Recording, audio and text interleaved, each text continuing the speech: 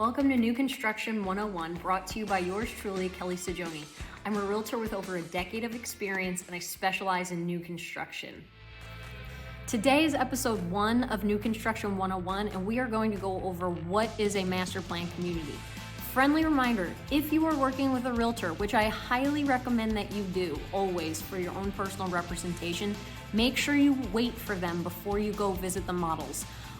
I know it's hard, the models are really sexy, but make sure you just pull back on the reins, be patient, schedule the appointment with your realtor to go tour them together so that you don't forfeit your representation with the new sales community.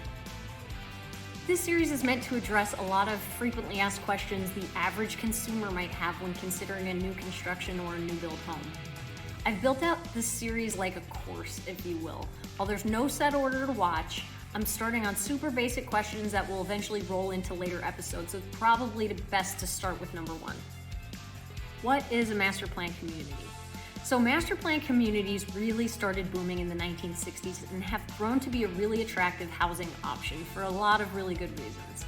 You are going to hear a lot of terms thrown around in your housing search: new builds, new construction, master plan communities, subdivisions, neighborhoods, etc. So let's dive in a little bit to clear some of that clutter. Okay, so the best way to describe what a master plan community is to show you one on a map. So this particular new build community is called Waterston. Waterston, and I can show you here, is the master plan community. You'll see by these 3 small maps. Now, within Waterston, there are 3 subdivisions. There's Waterston North, Waterston South, and Waterston Central. Now, within each of these subdivisions, let's zoom in on one in particular. Let's look at Waterston South. There are neighborhoods. The 3 neighborhoods that comprise of Waterston South are Avocet, Brighton, and Domain.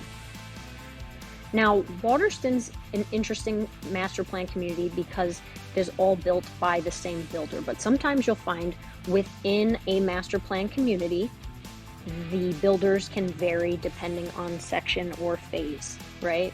So Waterston South was built first, then they went on to Waterston North, and then they went on to Waterston Central, which they are starting right now. Subdivisions individually, the neighborhoods within them can vary by price point, design, size, lot size, and whatnot. So it gives you a lot of variety when it comes to picking your home. There are a lot of pros and cons to living in a master plan community, so let's start to address some of them to help you narrow some things down. Some of the pros: it's certainly very convenient and there are a ton of amenities. Usually master plan communities are picked geographically to be near a lot of accessible and popular options, close to grocery stores, close to restaurants, coffee shops, freeway access, and usually they're picked because an area is starting to boom. Within a master plan community, as we talked about, there's a lot of subdivisions, so you can get in at different price points for your different needs. If you're looking for that neighborly village suburbia feel, that would be a reason to pursue living in a master plan community. One of the nice things about it is usually you can find a little bit more inventory in a tight market than you can with resales. And usually there's schools within them, so it's a nice option if you have. Some of the cons about choosing to live in a master plan community: it can feel very suburban and it can feel a little bit cookie cutter. So if you're looking for a niche property, you want your home to look different, you want the freedom to paint whatever color you like, living in a master plan community might not be for you. You might find yourself paying for amenities that you're not using. If you don't have children who go to the local school, maybe you're an empty nester, you're in a different phase of life, you might not be drawn to a master plan community if you're not going to utilize the parks, etc. They are typically run by homeowners associations. So again, it might cut into that feeling of individuality you might feel for your home and the freedom to paint. There are rules leaving your trash can on the street. Sometimes street parking can be a big one. If you run your own business, you can't leave like your work truck in the driveway, etc. A lot's going to depend on the individual HOA itself, but these are just things to keep in mind.